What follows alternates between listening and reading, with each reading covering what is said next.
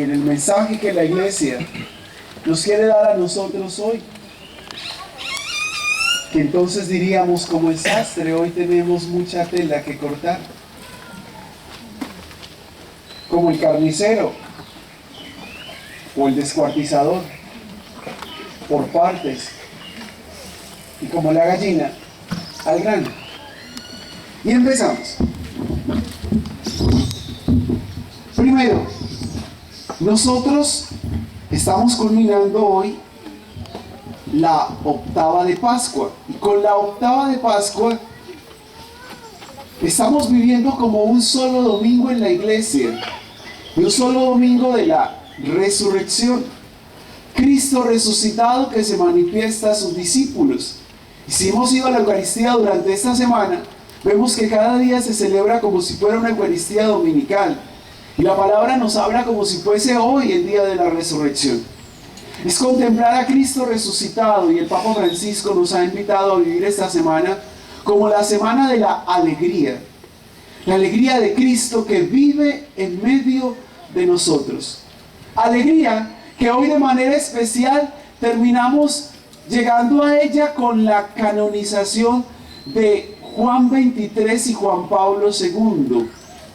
Nada más ni nada menos que dos hombres sacerdotes, obispos y papas que han vivido a plenitud en sus vidas el Evangelio. Dos hombres que entregaron plenamente su vida a Cristo. Dos hombres que revolucionaron el siglo pasado. Dos hombres que transformaron la iglesia. Que en el lenguaje del Papa tendríamos que decir dos hombres que crearon lío en la iglesia. Juan 23. Juan 23 es conocido por todos como el Papa bueno, como el Papa de la gente. Es elegido Papa a los 78 años y para muchos no, es un Papa de transición. Pues este hombre que eligieron en el año 1958 llegó a la iglesia como un abuelo lleno de amor. Se le veía caminar por el Vaticano, se le veía caminar rezando el rosario, y un hombre de mucha oración, y decía: la iglesia necesita como un nuevo Pentecostés.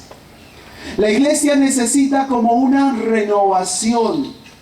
Y decía él mismo que se abran las ventanas de la iglesia y entre aire nuevo que la renueve. Aire nuevo que es el Espíritu Santo. Y él convocó el Concilio Vaticano II. Con el Concilio Vaticano II una cantidad de cambios en la iglesia. Porque antes, los que tienen más de 70 puede que lo recuerden. Y podemos aquí mirar, de pronto tenemos algunos que tienen más de 70, sí. No todos, pero algunos. Y entonces, en ese entonces, la Eucaristía se celebraba de espaldas a la comunidad. Y en latín, Pater Noster, qui es in celis, sanctificetur nomen tuum, advenia regnum tuum. Y la gente quedaba, ¿qué dijo? Pues así se celebraba antes. Y el Papa dice no, que se celebre en la lengua de cada país. Que todos entiendan qué es lo que estamos celebrando, no que queden inocentes. Eso se lo debemos a Juan 23. Con el Concilio Vaticano II, él dice, la iglesia tiene que abrirse al mundo. La iglesia que tiene que darse a todos, tiene que entregarse a todos.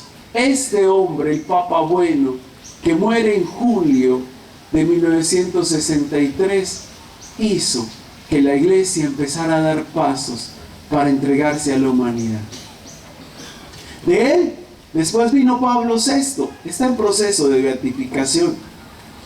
Y después llega, en 1978, Juan Pablo I y luego Juan Pablo II, que toma el nombre precisamente de Juan Pablo I, que tomó Juan por Juan 23, Pablo por Pablo VI, lo unió Juan Pablo I y luego viene Juan Pablo II.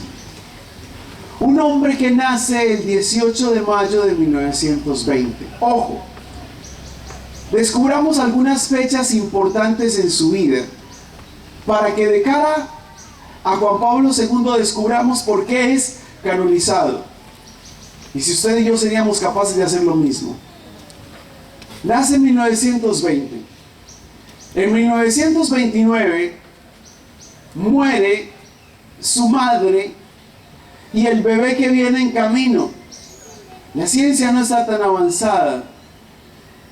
En 1929, ¿cuántos años tendría? 9 años. A sus 9 añitos muere mamá y el hermanito que venía en camino. 1931, ¿a los cuántos años? 11. Muere su hermanito mayor.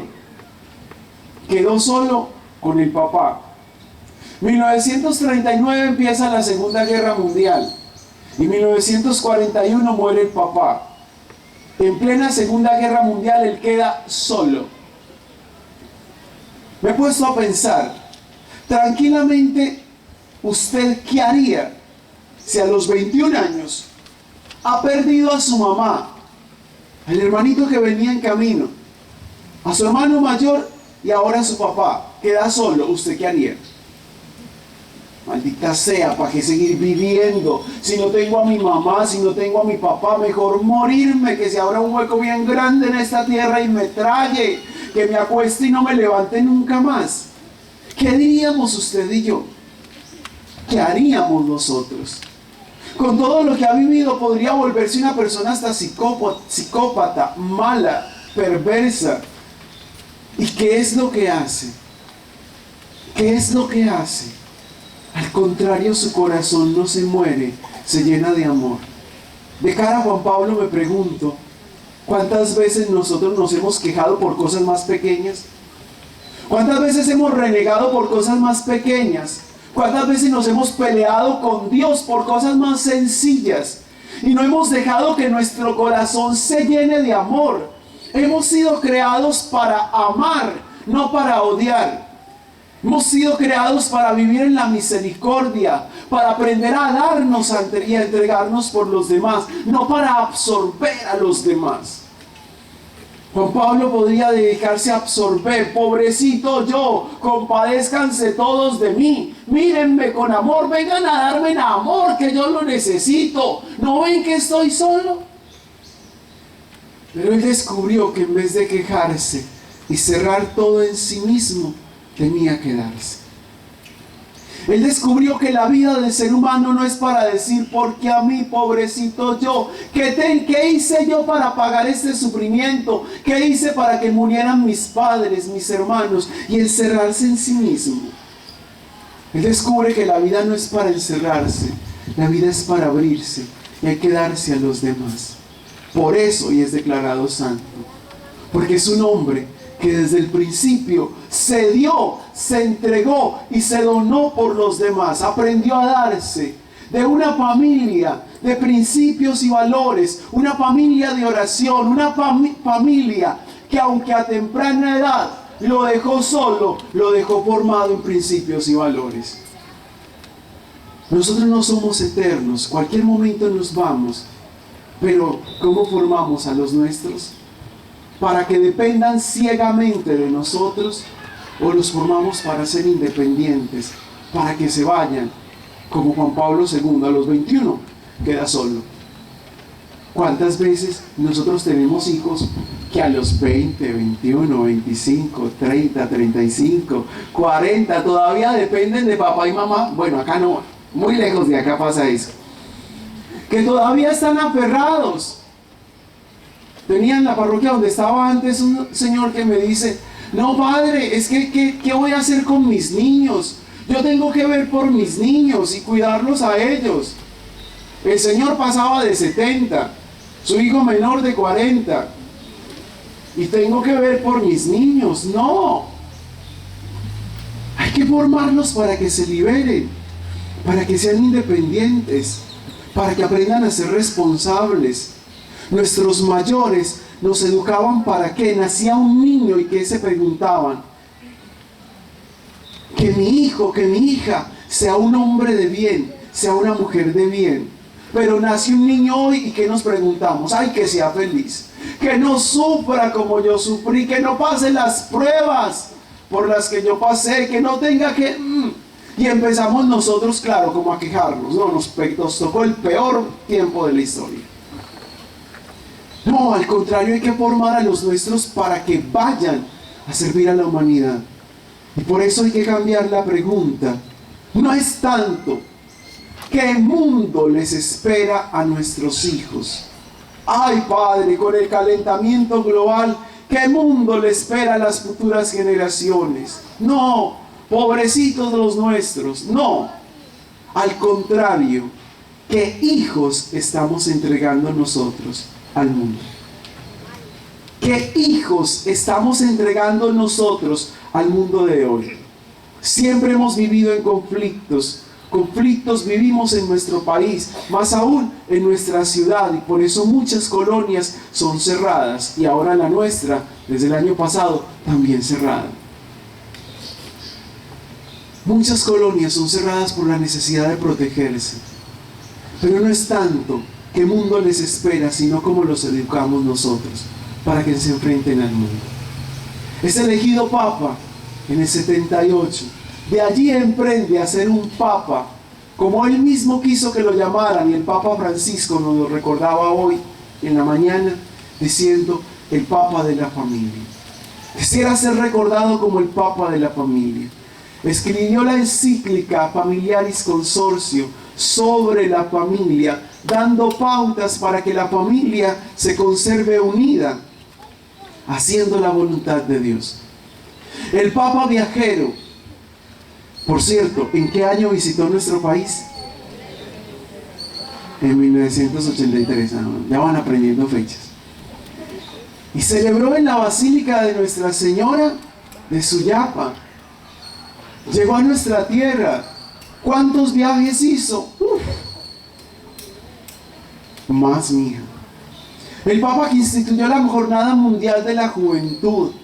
El Papa que declaró este domingo como el Domingo de la Misericordia. El Papa que se abrió al mundo y a la humanidad, que derribó el muro de Berlín, que derribó los odios, que abrió la iglesia a todos. El Papa cercano, que hoy con orgullo y con alegría declaramos con toda la iglesia santo. En unión a toda la iglesia le llamamos santo. Y para decir San Juan 23 y San Juan Pablo II, intercedan por nosotros. Dos hombres valientes que nos llaman a usted y a mí, no a quedarnos de brazos cruzados, sino a ser valientes, a ir a dar la vida por los demás, a ir a servir, a decir creo, Señor, a aceptar a Cristo como nuestro Redentor, como nuestro Liberador, a descubrir que la iglesia necesita hombres y mujeres valientes, hombres y mujeres que vayan a servir. Que seamos usted y yo los que nos llenamos de alegría, alegría de ser católicos, alegría de ser creyentes, alegría de vivir la Pascua e ir a contagiar este mundo con la alegría de creer en Cristo, que es nuestro liberador. Y como decíamos en la oración colecta, por el bautismo que nos ha purificado, por el Espíritu que nos ha hecho criaturas nuevas, y también por el precio de la sangre que nos ha redimido. Es Cristo quien en el bautismo nos ha purificado a ustedes y a mí, haciéndonos hijos de Dios.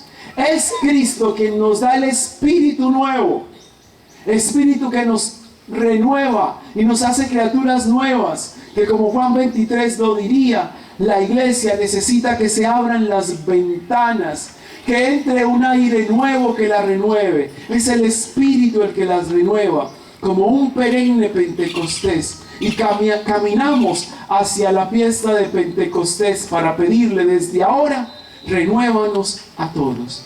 Y la sangre que Cristo derramó en la cruz para liberarnos, para redimirnos, para salvarnos. Que usted y yo vivamos hoy y siempre para agradar al Señor. Amén. Vamos a ponernos de pie.